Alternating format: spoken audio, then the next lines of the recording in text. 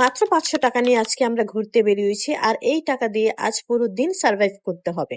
এই এত সুন্দর সুন্দর লোকেশনে ঘোরাঘুরি করা, খাওয়া দাওয়া সবকিছুই এই টাকার মধ্যেই করতে হবে। তো চলেন দেখি এই অসম্ভব চ্যালেঞ্জ পসিবল কিনা, নাকি আমরা চ্যালেঞ্জটা হেরে যাই সেটা দেখতে আমাদের সাথেই থাকুন।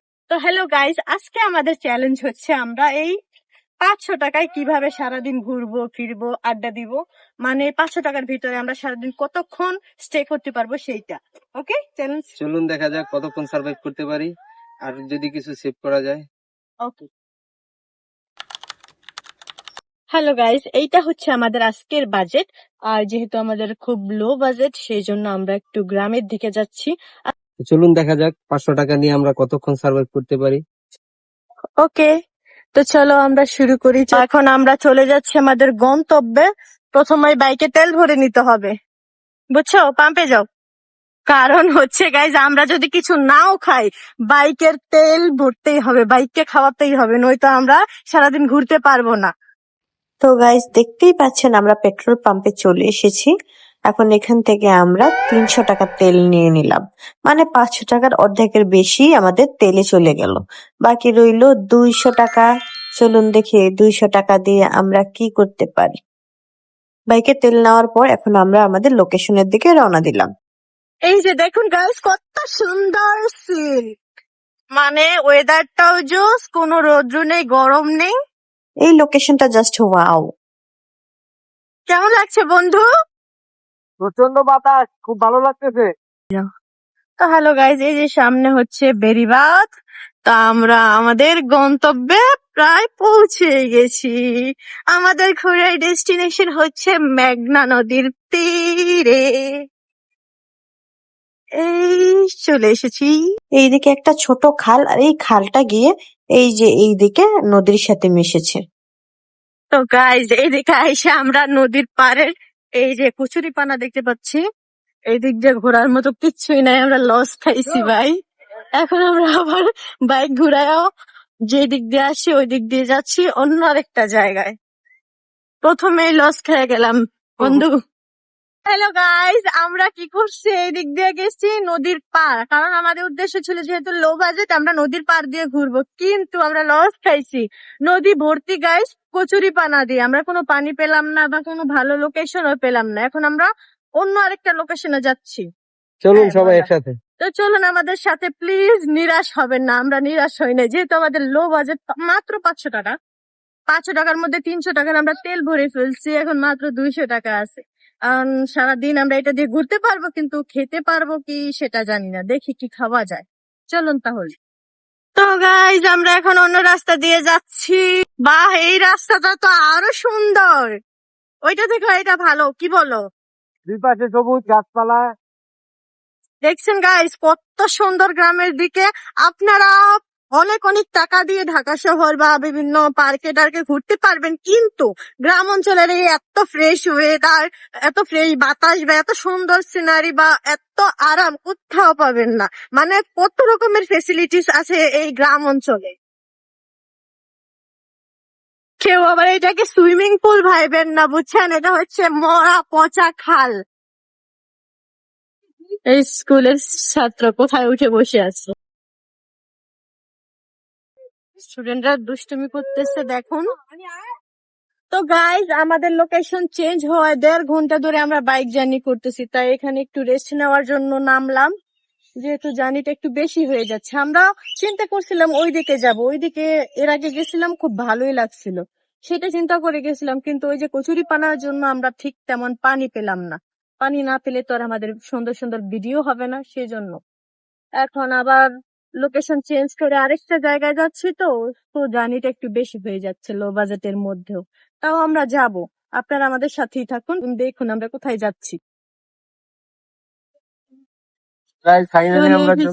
বিষ্ণন্দী ফেরিঘাট, আমরা নদীর তীর খুঁজতে খুঁজতে বিষ্ণন্দী ফেরিঘাট চলে আসছি। তো গাইজ দেখতেই পাচ্ছেন এখানে ওরা মাছ ধরতেছে। গাইজ দেখুন আমরা কত সুন্দর একটা লোকেশনে চলে আসছি, আপনাদের এই লোকেশনে সুন্দর সুন্দর জায়গাগুলো দেখাচ্ছি দেখুন।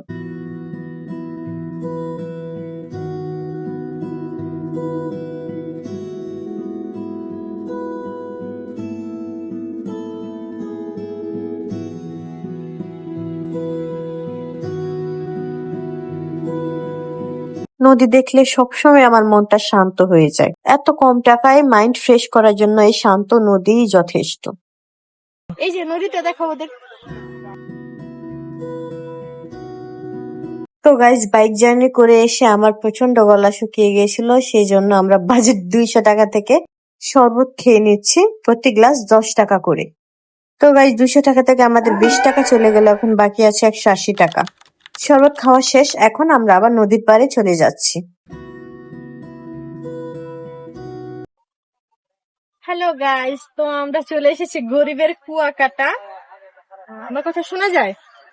তো আমরা চলে এসেছি গরিবের কুয়াকাটা। 500 টাকা বাজেটের মধ্যে আমাদের বাইকের তেল লাগছে 300 টাকা, আর আমরা 2 ঘন্টা প্রায় জার্নি করছি বাইকে, এক জায়গা থেকে অন্য জায়গায়। সো আর আমরা খেয়েছি মাত্র 20 টাকা। আমাদের এখনো 180 টাকা আছে। 180 টাকা দিয়ে আমি ভাবতেছি বিরিয়ানি খাবো একা, তোমাকে দিব না। এই যে আমার সাহেব এখানে বসে আছে। ক্লান্ত হয়ে গেছি। বসে পড়ছো কেন? ক্লান্ত হয়ে গেছি। এইটুকু বাইক চালায় ক্লান্ত হয়ে গেছো? বাহ। তো গাইজ মেবি বৃষ্টি নামবে, আকাশ অনেক মেঘলা। আমরা বৃষ্টিতে ভিজে যাবো বাইকে করে? আমরা বৃষ্টি নামলে তো অবশ্যই ভিজবো। মোবাইলটা ভিজে যাবে। তো গাইজ আমরা বৃষ্টি নেমে গেছে।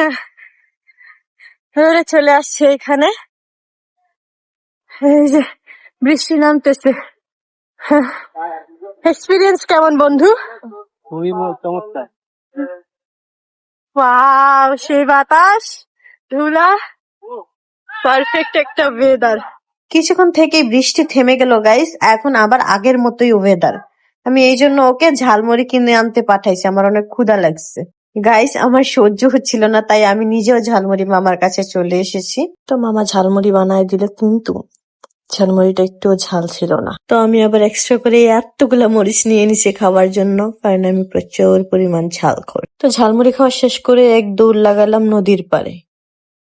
একটা সুন্দর ওয়েদার।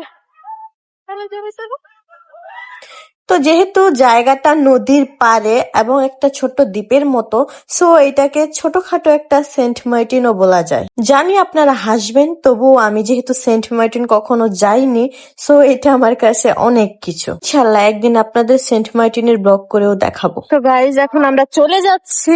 আমরা মাত্র 40 টাকা খেয়েছি 200 টাকার মধ্যে। আমাদের কাছে আরো 160 টাকা আছে। 160 টাকায় কি খাওয়াবা? অনেক ক্ষুধা লাগছে, পাওয়া যায়।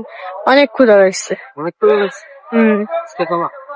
ইয়ে, এটা তো কখনো না করা যায় না। চলো তাহলে তোমাকে ফুচকা খাওয়াই। আচ্ছা চলো।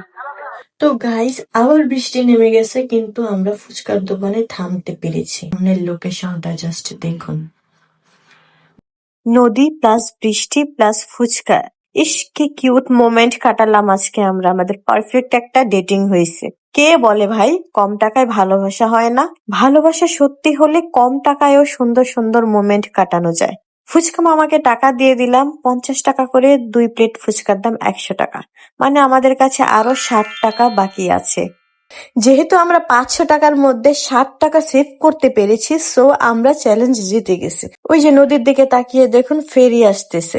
ফেরিতে ওঠার ইচ্ছে ছিল আমাদের, কিন্তু আমাদের হাতে সময় নেই, চলে যেতেই হবে। আপনারা আমাদের জানান আমাদের ভিডিও আপনাদের কাছে কেমন লেগেছে, আর নেক্সট ভিডিও কি নিয়ে বানাবো। তো আমরা দেখিয়ে দিলাম কিভাবে কম টাকার মধ্যে ভালো ভালো লোকেশনে এসে ভিডিও বানানো যায়। আর আমাদের ব্লগটা যদি আপনাদের ভালো লেগে থাকে, তাহলে অবশ্যই আমাদের চ্যানেলটি সাবস্ক্রাইব করবেন, ভিডিওতে লাইক কমেন্ট করবেন। আর আমরা নেক্সট কি নিয়ে ব্লগ করব সেটা আমাদের জানিয়ে দিবেন। আল্লাহ হাফিজ।